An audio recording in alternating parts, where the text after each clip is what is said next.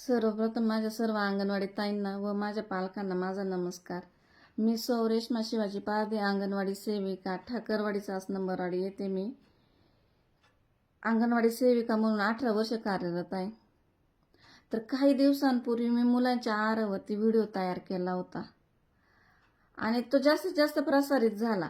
मला त्या व्हिडिओच्या माध्यमातून एवढंच सांगायचं होतं की आमच्या मुलांना जो आहार येतो तो फक्त चांगला यावा, बदलून यावा, ही मी त्या व्हिडिओच्या माध्यमातून तुकाराम मुंडे साहेबांना विनंती केली होती की जो आमच्या मुलांना आहार येतो तो फक्त बदलून यावा, चांगला यावा. हीच माझी कळकळ होती. आज माझ्या मुलांच्या आहाराविषयी जर मला कळकळ वाटत असेल तर यात मी चुकीचं काय बोलले? त्या व्हिडिओच्या माध्यमातून ना मी शासनावर टीका केली, ना मी शासनाच्या विरोधात गेले, ना शासनाला कोणते अपशब्द वापरले. जी माझ्या मुलांबद्दल जी काळजी वाटली ती मी काळजी त्या व्हिडिओच्या माध्यमातून सादर केली. आज जर अंगणवाडीतल्या मुलांना काही झालं तर याला सर्वस्वी जबाबदार अंगणवाडी सेविकेला धरतात. ICDSच्या अधिकाऱ्यांना जबाबदार धरत नाही, जेणेकरून मुलांना काही होऊ नये म्हणून मी तो व्हिडिओ सादर केला होता की मला वाटलं चला आपल्या मुलांना कुठंतरी चांगला आहार यावा, कुठंतरी त्यांना चांगला खाऊ मिळावा. ह्या माध्यमातून मी तो व्हिडिओ तयार करत असन तर ह्यातनं माझं काय चुकलं की जेणेकरून ICDSच्या अधिकाऱ्यांनी मला अंगणवाडीतून कायमस्वरूपी कामावरून काढण्याचं नोटीस काढताय. माझं चुकलं असेल तुम्ही जरूर नोटीस काढा. आज मी माझ्या मुलांच्या आहारावरती प्रश्न मांडते आणि तुम्ही मला आज कामावरून कमी काढण्याचं नोटीस काढताय. आज 5:45 वाजलेत. पूर्ण रात्र मी आज जागून काढली. मी ह्या विचाराने मला झोप आली नाही की आज माझ्या मुलांच्या आहारावरती प्रश्न मांडते आणि यात माझं काय चुकलं की ICDSच्या अधिकाऱ्यांनी मला कामावरून सरळ कमी करण्याचं नोटीस काढले. आज त्यांनी मला जे नोटीस दिले त्या नोटीसमध्ये त्यांनी असा उल्लेख केलाय की तुम्ही शाळेचा गणवेश, इमारतीचा आणि पदनामाचा गैरवापर केला. आज आमच्या मुलांबद्दल वाटणारी कळकळ, आत्मीयता आम्ही तुम्हाला वारंवार सांगतोय, लेखी देतोय की वाटाणा शिजत नाही, लापशी भरडा शिजत नाही. मग तुम्ही का लक्ष घालत नाही जेणेकरून अंगणवाडी सेविकेने आज हा प्रश्न मांडावा? जेव्हा आम्ही आमच्या मागण्या मागायला जातो तेव्हा आम्हाला काय उत्तर दिलं जातं? तुम्ही मानधनी सेवेवरती, तुम्हाला ते लागू नाही. आज मी जो व्हिडिओ तयार केला, आज त्या व्हिडिओच्या माध्यमातून मी माझ्या मुलांची आहाराची कळकळ व्यक्त केली.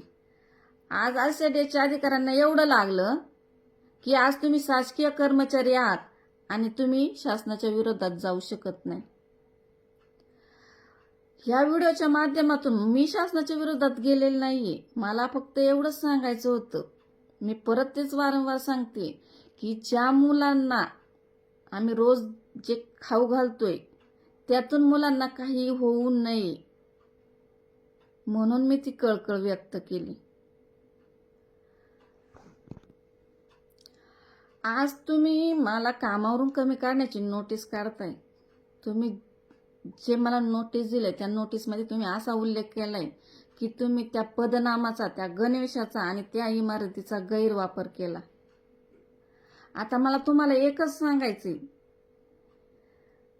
मला जे नोटीस दिले त्या नोटीसचं उत्तर मला 2 दिवसात मिळालं नाही तर त्याच गणवेशाचा, त्याच पदनामाचा आणि त्याच इमारतीचा वापर करून मी माझं जीवन प्रवास संपवल आणि माझ्यानंतर माझ्या राहिलेल्या 2 मुलांची जबाबदारी ICDSच्या कार्यालयाने उचलावी.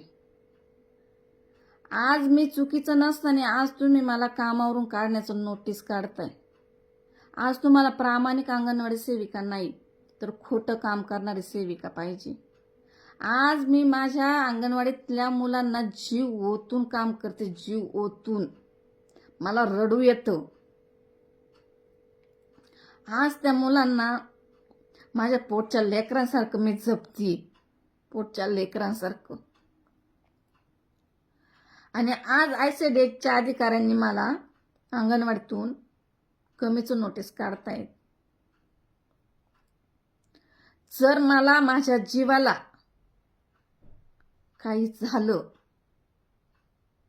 तर माझ्या 2 मुलांची जबाबदारी आयसीडीएसच्या अधिकाऱ्यांनी उचलावी.